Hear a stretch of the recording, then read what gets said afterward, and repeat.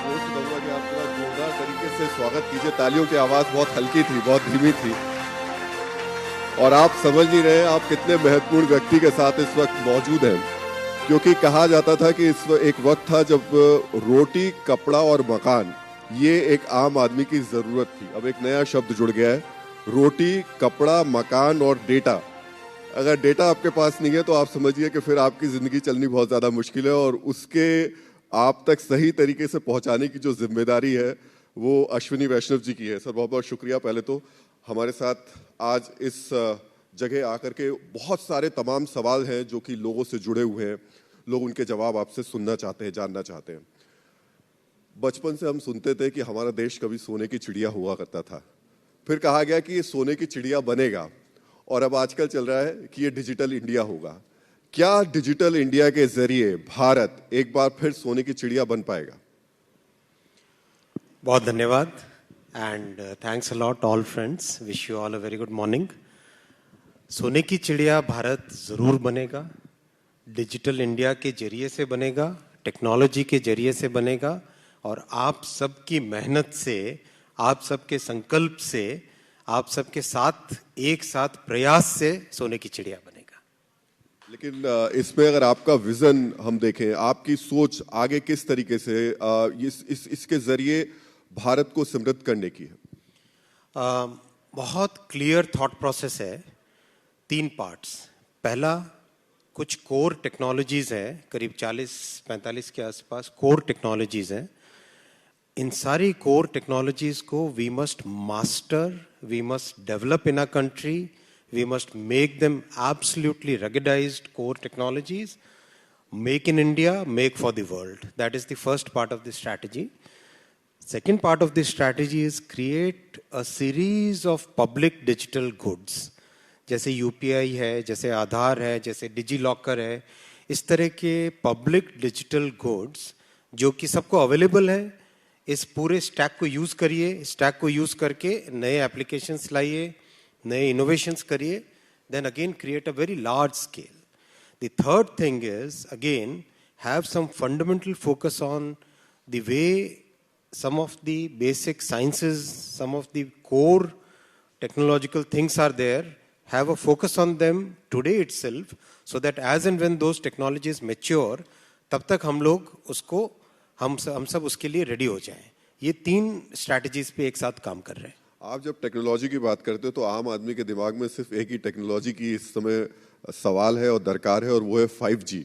लोग कह रहे हैं कि कब तक 5G मेरे मोबाइल में आ जाएगा और कब से हम उसकी सेवा लेंगे, और इम्पोर्टेंट पार्ट उससे ज्यादा ये है कि उसका फायदा क्या मिलेगा। देखिए, देश एक बहुत बड़े ट्रांजिशन से गुजरा। 2014 में जब प्रधानमंत्री श्री नरेंद्र मोदी जी ने देश का नेतृत्व संभाला, उससे पहले टेलीकॉम सेक्टर की एक ऐसी हालत थी कि पूछिए मत। 2G के बारे में लोग क्या बोलते थे, किस तरह की बातें होती थी।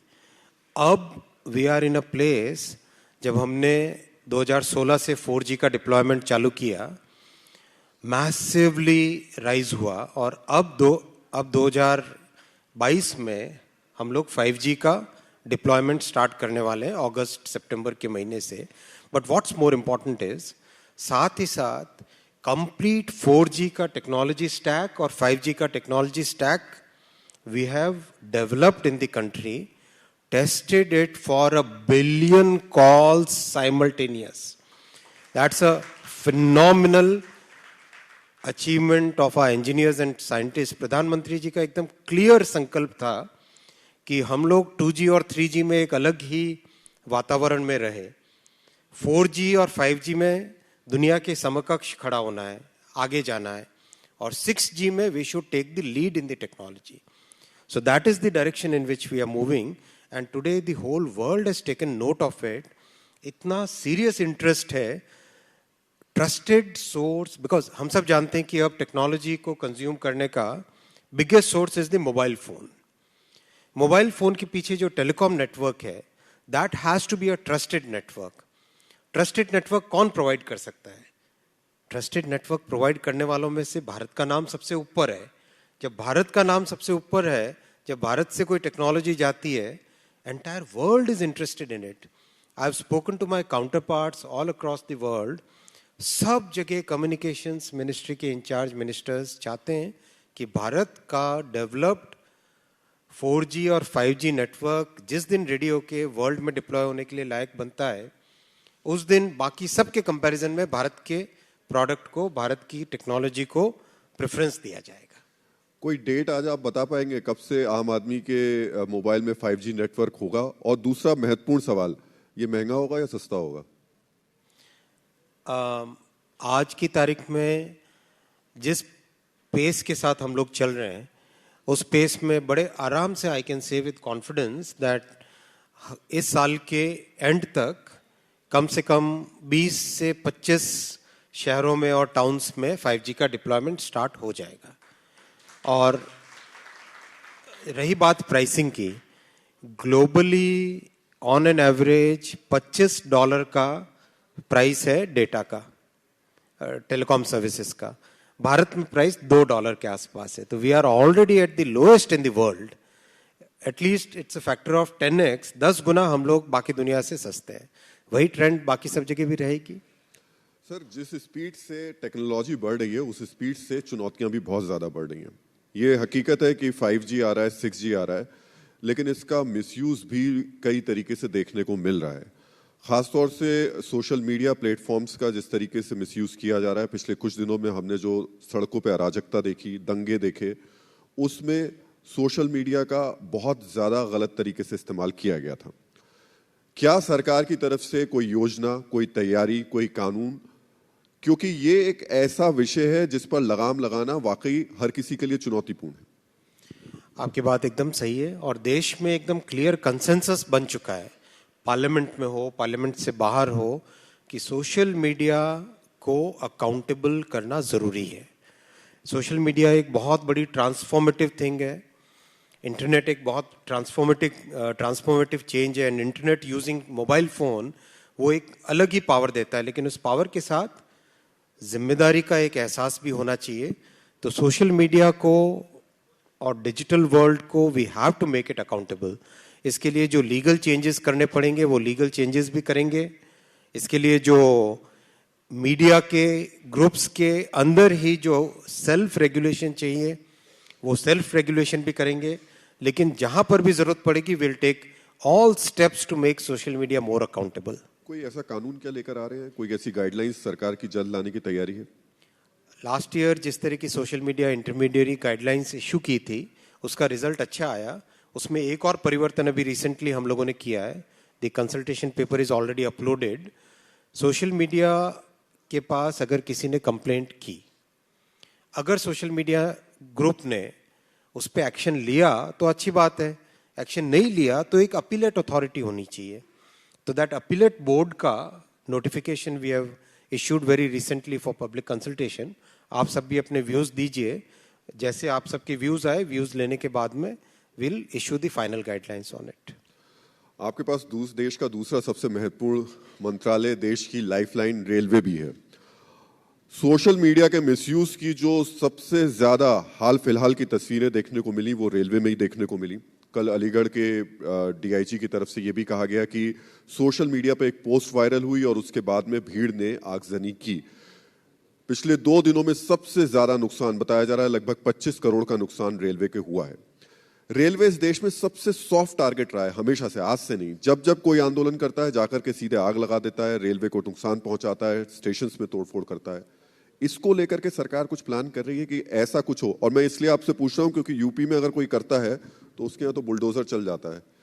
यहाँ कुछ तैयारी है?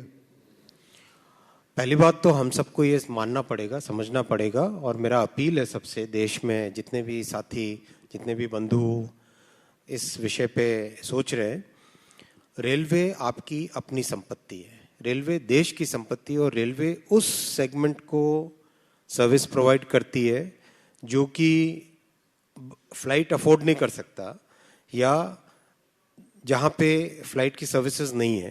तो ऐसे में हम सब की जिम्मेदारी है कि रेलवे की प्रॉपर्टी को हम प्रोटेक्ट करें, रेलवे के ऑपरेशंस को कोई डिसरप्ट नहीं करे। रही बात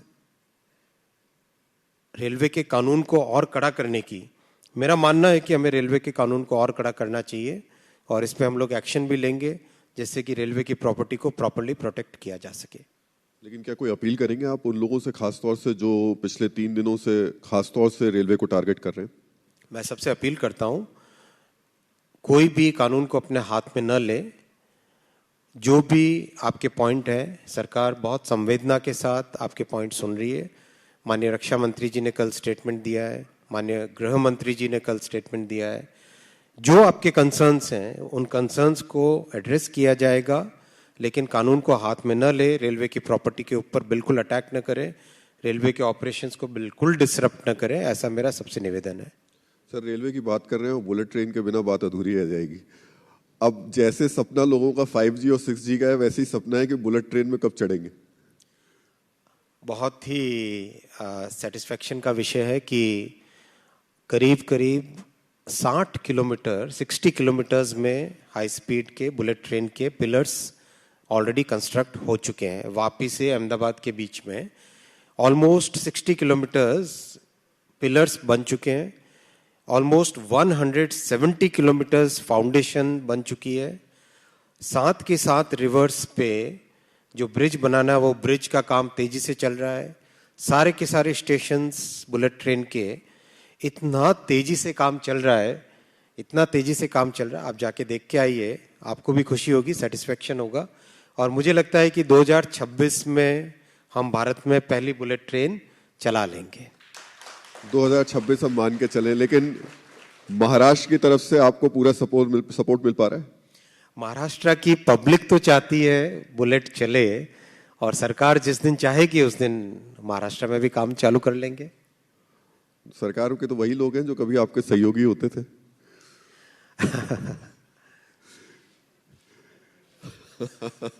मैं समझ रहा हूँ सर, लेकिन इम्पोर्टेंट पार्ट ये है कि एक तरफ तो बुलेट ट्रेन है, दूसरी तरफ हाई स्पीड ट्रेन्स को लेकर के भी इस वक्त देश में एक तरीके से आप रिवोल्यूशन लाने की तैयारी कर रहे हैं, और उसमें वंदे भारत सबसे इम्पोर्टेंट पार्ट है।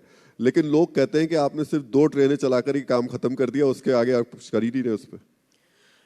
देखिए, जब भी कोई नई टेक्नोलॉजी डेवलप की जाती है, आप सब समझते हैं कि पहले उसका प्रोटोटाइप होता है, प्रोटोटाइप को प्रूव करना पड़ता है। आप सोचिए, जब आप कार को 100 किलोमीटर की स्पीड पे चला रहे होते हैं, उसके वाइब्रेशंस कितने होते हैं, कंट्रोल करना कितना डिफिकल्ट होता है, किस तरह से उसका एक पूरा डायनामिक चेंज हो जाता है। वंदे भारत जो डिजाइन की, वो 180 किलोमीटर पर आवर की स्पीड से चलने वाली ट्रेन है। ऐसी ट्रेन को चलाना, डिजाइन करना कंप्लीटली भारत में डिजाइंड है ये। और सबसे डिफिकल्ट काम होता है पावर इलेक्ट्रॉनिक्स, व्हीकल कंट्रोल और व्हीकल डायनामिक्स। इन सब पे एक बार इस टेक्नोलॉजी को हमने मास्टर कर लिया तो उसके आगे जाना बहुत आसान होता है। 2 ट्रेन जो चल रही है अभी, करीब 2.5 साल से चल रही है, एब्सोल्युटली फ्लॉलेस ऑपरेशन है। और अब उसका वर्जन 2 अगस्त में रोल आउट होना चालू होगा। हर महीने 4, 5, 6 ट्रेन्स, 7 ट्रेन्स फैक्ट्री से निकलेगी, और अगले साल के 15 अगस्त तक, 2023 के 15 अगस्त तक 75 ट्रेन्स निकल चुकी होंगी। उसके आगे आने वाले पीरियड में उसका वर्जन 3, वर्जन 1, वर्जन 2, वर्जन 3 निकलेगा, जो कि 200 किलोमीटर पर आवर की स्पीड का होगा। आप देखो, बुलेट ट्रेन की जो टेक्नोलॉजी है वो 200 से 300 के बीच की टेक्नोलॉजी है, राइट? उस रेंज की टेक्नोलॉजी है। सो 200 की जो स्पीड की ट्रेन निकलेगी, that will be a train which becomes a technology platform for the next bullet. तो ये एक बहुत ही थॉट आउट, बहुत ही सोचे समझे तरीके से, मेथोडिकल वे में दुनिया भर में हमारे यहाँ से रेलवे के एक्सपोर्ट्स हो, ये सोच के आगे बढ़ रहे हैं। तो वंदे भारत तो 400 के आसपास आपको बहुत जल्दी दिखाई देगी। अगले 2-3 वर्षों के अंदर अंदर देश के कोने कोने को, प्रधानमंत्री जी ने संकल्प दिया है, देश के कोने कोने को वंदे भारत से जोड़ेंगे।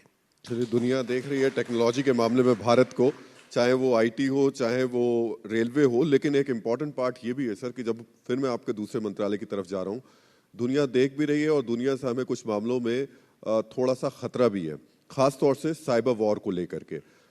अभी की स्थिति में भारत की तैयारियां किस तरीके की हैं? क्यों? क्योंकि पिछले कुछ दिनों में हमने देखा कि हमारी कुछ साइट्स को चीन की तरफ से हैक करने की कोशिश की गई।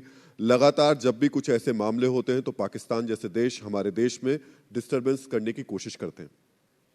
बहुत ही पर्टिनेंट पॉइंट है, बहुत ही इंपॉर्टेंट पॉइंट है। आज की तारीख में cyber security, cyber weapons, cyber war ये एक रियलिटी है। जितना फिजिकल वॉर, फिजिकल आर्मी की जरूरत है, उतनी स्ट्रांग हमें साइबर आर्मी, साइबर सिक्योरिटी की भी जरूरत है। और हम लोग बहुत ही सिस्टमेटिक वे में काम कर रहे हैं। We have developed institutions which are capable of defensive as well as offensive activities. हर तरह से टेक्नोलॉजी को यूज करके, टेक्नोलॉजी के साथ साथ जो प्रैक्टिसेस हैं और जो एक नेचुरली एक बैरियर जिस तरह से क्रिएट करने की जरूरत होती है और जिस तरह से रैपिड रिस्पांस की जरूरत होती है, उन सब पे इंस्टीट्यूशनल मैकेनिज्म्स खड़े हुए हैं।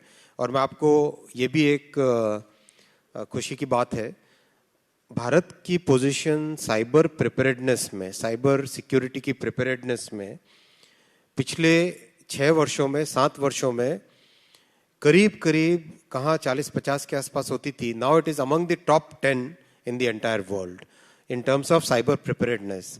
तो ये बहुत तेजी से, और इसमें और भी हम लोग कंसोलिडेट करेंगे। And good thing is our youngsters, startups ने ऐसे ऐसे सॉल्यूशंस निकाले हैं कि which are any day world class. अभी हमने रिसेंटली एक चैलेंज किया था, cyber security challenge. 10 firms, 10 startups which were shortlisted, 10 के 10 are today creating products which are world class products. Sir, इसमें एक आम आदमी का एक डर और रहता है। हैकर्स अब अलग अलग तरीके के ऐप डेवलप कर रहे हैं। लोगों को हमेशा लगता है कि मेरे इस मोबाइल को कोई सुन तो नहीं रहा है, मेरे व्हाट्सएप को किसी ने हैक तो नहीं कर लिया है, कोई जो मैं बातचीत कर रहा हूँ वो किसी और के पास तो नहीं जा रही है। सरकार इसको लेकर के कुछ तैयारियां कर रही है? एक तो हमें, जितने भी हम लोग यूजर्स हैं डिजिटल टेक्नोलॉजीज के, हम सबको भी अपनी जिम्मेदारी समझनी पड़ेगी। और हमें अपने पासवर्ड्स, हमें अपने जितने भी सिक्योरिटी रिलेटेड पॉइंट्स हैं उनको सीरियसली लेने की ज़रूरत है। इनफैक्ट गवर्नमेंट की तरफ से, हमारे मंत्रालय की तरफ से, we have started a series of awareness programmes जिसमें कि लोगों को पता चल सके कि एग्जैक्टली किस तरह की इश्यूज आते हैं और इन इश्यूज में कैसे हमको ध्यान रखना चाहिए, क्या हमारा रिस्पांस होना चाहिए। तो हम सबको ये जिम्मेदारी एक साथ लेनी पड़ेगी कि हम अपने डिजिटल लाइफ में जहां पर भी सेफ्टी, सिक्योरिटी, ट्रस्ट के पॉइंट्स हैं, उन सब पे we also remain very focused on that. And technology के साथ हमारे बिहेवियर में भी इस तरह के कई चेंजेस लाने की जरूरत है। पर इन सोशल मीडिया प्लेटफॉर्म से आपकी कोई बातचीत, सरकार की कोई बातचीत, ताकि आम आदमी की जो पर्सनल डेटा है, उसकी पर्सनल लाइफ है, वो सिक्योर रहे, कुछ इसको लेकर के सरकार की तरफ से उनको दिशा निर्देश हैं या बातचीत चल रही है इस पे? आज अगर आप दुनिया भर में ट्रेंड देखें तो दुनिया भर में क्या ट्रेंड है? दुनिया भर में क्लियर ट्रेंड है, सोशल मीडिया को अकाउंटेबल करने की जरूरत है। तो वही चीज भारत में भी है और इसके लिए जो मैंने जैसे कहा, लीगल स्टेप्स भी लेंगे। कोई भी इंडस्ट्री रेगुलेशन नहीं चाहती है, लेकिन रेगुलेशन जहां पे जरूरत है और जितना जरूरत है उतना सरकार की जिम्मेदारी है लाने की, और लाएंगे। सर, इसी से जुड़ा एक और इम्पोर्टेंट पहलू है जो कि भारत के लिए बहुत लंबे वक्त से एक चुनौती बना हुआ है, और वो है सेमीकंडक्टर्स। पिछले 1 साल में हमने देखा है कि बहुत ऐसे क्षेत्र थे जिसमें हमें वेटिंग लिस्ट में जाना पड़ गया, गाड़ियों से लेकर के और बहुत सारी चीज़ें, क्योंकि हम सेमीकंडक्टर्स में मैन्युफैक्चरिंग नहीं कर पा रहे। मैंने फील्ड में जाकर भी लोगों से बात की, इंडस्ट्री के लोगों से, तो वो कहते थे कि भारत में इसकी इंडस्ट्री लाना और लगाना दोनों बहुत मुश्किल है, बहुत पैसा है, उस तरीके की सुविधाएं होना बहुत ज़्यादा चैलेंजिंग है। क्या सेमीकंडक्टर इंडस्ट्री भारत में आ पाएगी? 100% आएगी, और बहुत जल्दी आप इसका अग्रीमेंट देखेंगे। देखिए, प्रधानमंत्री जी जब कोई संकल्प लेते हैं तो उस संकल्प में कितनी एफर्ट और कितनी एनर्जी और कितना इंटेंसिटी और कितना फोकस लगाते हैं, वो सब आपने देखा है। लास्ट दिसंबर को कैबिनेट ने अप्रूव किया 1 जनवरी को प्रोग्राम अपलोड हुआ, with in 15 February serious applications जो कि मिलियंस ऑफ डॉलर्स इन्वेस्ट करने के लिए तैयार है, वो एप्लीकेशंस रिसीव हुई। उन एप्लीकेशंस का इवैल्यूएशन तेजी से चल रहा है। मुझे कॉन्फिडेंस है, मैं आप सबके सामने शेयर कर सकता हूँ, इस साल के अंत तक, 2022 के अंत तक, पहली फैब की अग्रीमेंट और उस पर आगे काम चालू करना, मैन्युफैक्चरिंग और उससे पहले फैक्ट्री सेटअप करना, टेक्नोलॉजी ट्रांसफर करना, उन सब का काम इस साल के अंत तक चालू हो जाएगा। और भी खुशी की बात है, जिस ट्रस्ट पे इंडिया ने अपनी इंडस्ट्री को डेवलप किया है, वही ट्रस्ट आज सेमीकंडक्टर में भी दुनिया हमारे ऊपर देख रही है। मैं अभी रिसेंटली वर्ल्ड की जो सेमीकंडक्टर टेक्नोलॉजी में जो वर्ल्ड की बेस्ट टेक्नोलॉजी डेवलपर है, बेल्जियम की एक नॉट फॉर प्रॉफिट कंपनी है, इट्स अ लेबोरेटरी जो कि बहुत ही एडवांस्ड सेमीकंडक्टर टेक्नोलॉजी में काम करती है, IMEC। इनके प्रेसिडेंट और CEO से मिला था। Absolute commitment towards India. People want India to succeed. World wants India to succeed because India will become the trusted supplier of chips for everybody. So मुझे पूरा कॉन्फिडेंस है कि आप अगले कुछ ही महीनों में इसका बहुत सीरियस प्रोग्रेस देखोगे और आने वाले वर्षों में भारत एक बड़ा सेमीकंडक्टर सप्लायर बनेगा दुनिया का। इस दिशा में हम लोग बहुत तेजी से आगे बढ़ रहे हैं और इसमें पूरा कॉन्फिडेंस है कि इसमें आगे बढ़ेंगे। सर, अब आम आदमी अगर समझना चाहे, ये तो ठीक है इंडस्ट्री लग जाएगी, अगर इंडस्ट्री लगती है तो उससे आम आदमी को क्या फायदा मिलेगा? कौन कौन सी चीजें सस्ती हो जाएंगी फिर? बहुत महत्वपूर्ण प्रश्न है। देखिए, आज से 10 साल पहले भारत में इलेक्ट्रॉनिक्स मैन्युफैक्चरिंग होगी, मोबाइल बनेगा, ऐसा कोई सोचता ही नहीं था। आज इलेक्ट्रॉनिक्स मैन्युफैक्चरिंग हमारी $75 बिलियन की इंडस्ट्री है। करीब 25 लाख लोगों को इसमें रोजगार मिल रहा है। इतना बड़ा रोजगार वाला क्षेत्र एक खुला है, तो जब सेमीकंडक्टर चिप्स इंडिया में मैन्युफैक्चर होने लगेगी तो हमारी इलेक्ट्रॉनिक्स इंडस्ट्री का जो आकार है और जो उसमें रोजगार है वो इससे भी 3 गुना 4 गुना बढ़ेगा। हम लोगों का एस्टिमेट है, जिस दिशा में हम लोग काम कर रहे हैं, हमें लगता है कि अगले 4 साल 5 साल के अंदर अकेले इलेक्ट्रॉनिक्स मैन्युफैक्चरिंग में आज जो 25 लाख रोजगार है वो बढ़ के 1 करोड़ के आसपास होने की पूरी डायरेक्शन, उसी डायरेक्शन में हम लोग काम कर रहे हैं। तो इतना बड़ा रोजगार का साधन बनेगा इलेक्ट्रॉनिक्स इंडस्ट्री, और नेचुरली जब इंडिया में मैन्युफैक्चरिंग होगी तो उसका प्राइस डेफिनेटली हमारे लिए बाकी देशों के बजाय कॉम्पिटिटिव रहेगा।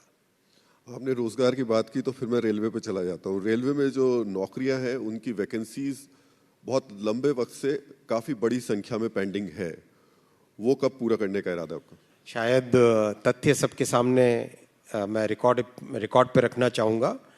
पिछले 7 वर्षों में रेलवे ने 3.5 लाख अपॉइंटमेंट्स दिए हैं, 3.5 lakh appointments in the last 7 years, which is average of about 45,000 appointments every year. ये रेलवे ने एक्चुअली दिए हैं, देने की प्रॉमिस की बात नहीं है, एक्चुअली इतने अपॉइंटमेंट्स दिए हैं। और अभी 1.5 लाख लोगों का रिक्रूटमेंट का प्रोसेस तेजी से चल रहा है, जो कि करीब करीब अगले साल के मिडिल तक कंप्लीट हो जाएगा। 1.5 लाख और अपॉइंटमेंट्स रेलवे देगा। तो हमें ये किसी के बहकावे में आने की जरूरत नहीं है, ये क्लियर फैक्ट्स है जो कि पार्लियामेंट में पेश हुए हैं। आप भी सबके सामने ये फैक्ट्स में रखना चाहूँगा। सर, इसके बाद फिर एक आम आदमी से जुड़ा सवाल मैं आपसे जानना चाहता हूं, चूंकि आप टेलीकॉम मिनिस्टर भी हैं। ये जो अनवांटेड कॉल्स अचानक मोबाइल पर आ जाते हैं और फोन पे आ जाते हैं और लोग परेशान रहते हैं, ये बड़ी दिक्कत वाली बात है। कोई इंपॉर्टेंट मीटिंग में बैठा है, अचानक कोई फोन आता है कि लोन लेंगे, फिर आता है घर लेंगे, फिर कटता है गाड़ी लेंगे। क्या ऐसी कंपनीज के लिए सरकार कोई दिशा निर्देश, कोई कानून लाने की तैयारी में है? बहुत ही इम्पॉर्टेंट एक रेगुलेशन आ रहा है जिसका कंसल्टेशन ऑलरेडी स्टार्ट हो गया प्रोसेस। कोई भी कॉल करे तो उसका जो KYC में जो आइडेंटिटी दे रखी है, जब एप्लीकेशन दी होगी सिम की, तो जब नो योर कस्टमर में जो नाम दे रखा है वो नाम डिस्प्ले होगा। ये जैसे ही आ जाएगा तो ये प्रॉब्लम जो अनवांटेड कॉल्स की है वो खत्म हो जाएगी। ये कंसल्टेशन का एक, हम लोग डेमोक्रेटिक वे से काम करते हैं, तो कंसल्टेशन का एक प्रोसेस चल रहा है अभी। जैसे ही इंडस्ट्री की तरफ से, स्टेक होल्डर्स की तरफ से कंसल्टेशन खत्म होता है, this will be implemented all over the country. एक बड़ी समस्या भारत में डाउनलोडिंग स्पीड को लेकर के भी है सर, बनी हुई है अभी। हम 5G और 6G की तरफ जा तो रहे हैं, लेकिन कहा जाता है कि जब आप कुछ डाउनलोड कर रहे हो तो स्पीड मत ध्यान दीजिए, धैर्य पे ध्यान रखिए। आपका धैर्य बना रहना चाहिए तो आपका चीज़ डाउनलोड हो जाएगी। 129 Mbps की स्पीड पर अभी भारत है और भारत 113वें स्थान पर है पूरी दुनिया में। ये स्पीड कब बढ़ेगी? देखिए भारत, ये आंकड़ा जब आप कह रहे हैं, दुनिया का average data consumption 11 GB per month है। भारत का average data consumption 18 GB per month है। 11-18, मैं आपको डेटा दे रहा हूं। आज भारत का जो डेटा कंजम्पशन है वो दुनिया के जो हाईली डेवलप्ड कंट्रीज हैं उनसे भी ज़्यादा मोबाइल डेटा कंजम्पशन हमारा है। तो अपने यहाँ इंफ्रास्ट्रक्चर में बहुत सारे और इन्वेस्टमेंट की ज़रूरत है। इसी के लिए लास्ट ईयर जो रिफॉर्म्स किए थे प्रधानमंत्री जी ने, पिछले सितंबर में जो रिफॉर्म किए, उन रिफॉर्म के बाद में इंडस्ट्री में एक स्टेबिलिटी आई है। आप जब तक मैसिव इन्वेस्टमेंट नहीं करेंगे इंफ्रास्ट्रक्चर में, तब तक ये जो डेटा रेट की बात है, कॉल ड्रॉप की बात आती है, क्वालिटी की बात आती है, तो उसके लिए बहुत ज़रूरी है कि हमें इन्वेस्टमेंट और बढ़ाएं। तो उसी इन्वेस्टमेंट को बढ़ाने की दिशा में काम चल रहा है। मुझे लगता है कि जितना हाई कंजम्पशन है और उतनी हाई रेट भी बहुत जल्दी अपने को डेटा रेट मिलेगी। पर जो कंपनीज है उनको सरकार कुछ कहेगी, क्योंकि ये समस्या देश के खासतौर से दूर दराज इलाकों में लोगों को देखने को तो मिलती है। दिल्ली में भी लोग इस समस्या से जूझते हैं। दिल्ली में एक और यूनिक प्रॉब्लम है, बहुत सारी जगह पे टावर लगाना इम्पॉसिबल हो गया है। करीब करीब जहाँ टावर लगाना चाहे वहाँ पे लोग कहते हैं कि नहीं, यहाँ पे हम टावर नहीं लगाने देंगे। इस तरह की प्रॉब्लम कई बड़े शहरों में, हैदराबाद में भी है, मुंबई में भी है। लोग टावर लगाने ही नहीं देना चाहते। तो इसमें भी अपने को will have to work as a society कि भारत में जो EMF नॉर्म्स हैं, इलेक्ट्रोमैग्नेटिक वेव्स की जो नॉर्म्स हैं, वो दुनिया के EMF रेडिएशन से 1/10 है। दुनिया के EMF रेडिएशन से 1/10 है। डरने की कहीं पे कोई ज़रूरत नहीं है, बिल्कुल भी कहीं पे कोई भय मन में लाने की ज़रूरत नहीं है। तो जितने टावर लगेंगे उतनी ज़्यादा ही नेचुरली एक, और टावर लगाने के प्रोसेस में भी बहुत चेंज किया है पिछले सितंबर में। पहले जो टावर लगाने में कई महीनों का टाइम लगता था, अब कुछ चंद मिनटों में अप्रूवल्स हो जाते हैं। सर एक और इम्पॉर्टेंट पहलू है, और वो फिर मैं आपके दूसरे मंत्रालय पे स्विच कर रहा हूँ, रेलवे को लेकर के है। रेलवे में ट्रेन और स्टेशन, ये दो महत्वपूर्ण चीज़ें होती हैं। ट्रेन तो हाई स्पीड जा रही है, बुलेट की तरफ बढ़ रहे, लेकिन स्टेशंस हमें कई जगह अभी भी उतने बेहतर देखने को नहीं मिलते हैं। रीडेवलपमेंट की सरकार की जो योजनाएं हैं वो लंबे वक्त से चल रही हैं। कुछ एक स्टेशंस बेहतर हुए हैं, लेकिन ज़्यादातर स्टेशंस को हम जब देखते हैं तो अभी वो पुरानी स्थिति में। स्टेशन डेवलपमेंट हमें हमारी ग्राउंड रियलिटी के हिसाब से करना चाहिए। इसी थॉट प्रोसेस के साथ शुरू में 2-3 एक्सपेरिमेंट्स किए गए। गांधीनगर स्टेशन रीडेवलप किया एक प्रकार के एक्सपेरिमेंट से। भोपाल में किया रानी कमलापति स्टेशन, उसको दूसरे तरीके से किया गया। बेंगलुरु में जो बाइपनली स्टेशन है उसको एक तरीके से किया गया। इन तीनों से जो लर्निंग्स आई, उस लर्निंग्स के बेसिस पे अब rapidly we are moving forward. As on today 42 stations के टेंडर ऑलरेडी हो चुके हैं और टेंडर्स अवार्ड हो चुके हैं। अब तेजी से आगे आने वाले आप 16 से 18 महीनों में देखोगे देश में करीब करीब 50 जगह पे वर्ल्ड क्लास रेलवे स्टेशंस पे काम चल रहा होगा, और काम इतना तेजी से आप काम देखेंगे। और साथ ही साथ करीब करीब 350 स्टेशंस का शहर के साथ इंटीग्रेशन के लिए, क्योंकि प्रधानमंत्री जी का विजन ये था कि station has to become an integral part of the city's economy. शहर की इकोनॉमी के साथ एकदम जुड़ जाए और शहर का एक केंद्र बिंदु बन जाए। तो इस भावना के साथ सब जगह मास्टर प्लान बन रहे हैं। 350 के आसपास स्टेशंस के मास्टर प्लान अगले 1.5 साल के अंदर अंदर रेडी हो जाएंगे। तो आने वाले 4-5 वर्षों में आप देखोगे रेलवे स्टेशंस, वैसे भी आज रेलवे स्टेशंस पहले से बहुत साफ सुथरे हैं, बहुत बेहतर है, लाउंजेस देखो, सब जगह मैं जहां भी जाता हूं टॉयलेट्स देखो, एकदम नीट एंड क्लीन होती है। जहां भी जाता हूं लोगों से एक ही क्वेश्चन पूछता हूं और हर कोई कहते हैं कि स्टेशंस बहुत साफ सुथरे हैं, बहुत नीट एंड क्लीन है, कहीं पे कोई गंदगी दिखाई नहीं देती, ऐसा लोग बोलते हैं, ऐसा पैसेंजर्स बोलते हैं। तो ये चेंज तो एक आपके सामने है और इसको और ज्यादा स्केल अप आने वाले दिनों में किया जा रहा है। सर एक और इससे जुड़ा सवाल है, ट्रेन का जो टिकट है वो वेटिंग लिस्ट वाला सिस्टम भारत में लंबे वक्त से चला आ रहा है और मुझे लग रहा है कि लंबे वक्त तक वो चलेगा, ये सिस्टम कभी खत्म हो पाएगा? देखिए डिमांड और सप्लाई में बहुत बड़ा, ये देखो ना आप 50-60 वर्षों तक रेलवे में इन्वेस्टमेंट कितना किया। रेलवे में 50-60 वर्षों तक प्रैक्टिकली बहुत ही मिनिस्क्यूल इन्वेस्टमेंट किया गया। 2014 से पहले रेलवे में इन्वेस्टमेंट साल का होता था 40-45 हजार करोड़। इतने बड़े नेटवर्क में 40-45 हजार करोड़ के इन्वेस्टमेंट से कुछ भी नहीं होता, मेंटेनेंस हो पाती है, नया कुछ डेवलप नहीं हो पाता। मोदी जी ने पहले आके उसको डबल किया, 45 हजार को 90 हजार के आसपास लिया। पिछले साल 1,07,000 करोड़ पे इन्वेस्टमेंट लेके आए। इस साल के लिए टारगेट दिया हम लोगों को 1,37,000 करोड़ का इन्वेस्टमेंट। जब तक इन्वेस्टमेंट नहीं होगा तब तक ये सब चीजें सुधर नहीं सकती। तो प्रधानमंत्री जी का जो विजन है रेलवे के लिए उसमें बहुत क्लियर है, टेक्नोलॉजी को ऑब्जॉर्व करो, ट्रेन्स नई तरह की लाओ, स्टेशंस को रीडेवलप करो और जो कैपेसिटी को बढ़ाने के लिए हमको इन्वेस्टमेंट चाहिए वो इन्वेस्टमेंट करो। सब जगह आप देख रहे हैं डबलिंग हो रही है ट्रैक्स की, जो पुराने मीटर गेज के ट्रैक्स बच गए थे उन सबको ब्रॉड गेज में कन्वर्ट कर रहे हैं। नया एक सिग्नलिंग ट्रेन कंट्रोल सिस्टम कवच लेके आए, इलेक्ट्रिफिकेशन करीब करीब कंप्लीट हुआ। ये सारे रिजल्ट्स जब आते हैं, रेलवे बहुत बड़ा एक ऑर्गेनाइजेशन है, इसको चेंज करने में बहुत मेहनत पड़ती है। तो जब ये इन्वेस्टमेंट के रिजल्ट्स आने दिखेंगे तब आप देखोगे कि कैपेसिटी बढ़ी, तब आप देखोगे कि डिमांड और सप्लाई के बीच में गैप कम हुआ और ये वेटिंग लिस्ट वाले प्रॉब्लम्स खत्म हुए। सर आखिरी सवाल मेरा आपसे ये है कि एक रिपोर्ट है जो बताती है कि डिजिटल क्रांति से भारत में अमीरों की संख्या 11% बढ़ी है। ये रिपोर्ट बताती है कि धनी लोगों की संख्या में शेयर बाजार में तेजी और डिजिटल क्रांति के चलते इन लोगों की तादाद बढ़ी और अरबपतियों की संख्या में भारत तीसरे स्थान पर पहुंच गया है। पहले स्थान पर अमेरिका है, दूसरे पर चीन है और तीसरे पर हम है। और इसकी एक बड़ी वजह डिजिटल क्रांति है। अमीर बढ़ रहे हैं, गरीबों को भी और कैसे फायदा मिलेगा? मैं आखिरी सवाल बस आपसे पूछ रहा हूँ। प्रधानमंत्री नरेंद्र मोदी जी की सरकार अंत्योदय की सरकार है। हमारी बेसिक फिलॉसफी में, सरकार की बेसिक फिलॉसफी में गरीब कल्याण, समाज के वंचित वर्ग, शोषित वर्ग, अवहेलित वर्ग, मार्जिनलाइज्ड सेक्शंस, हमारी हर एक स्कीम का फोकस अंत्योदय है।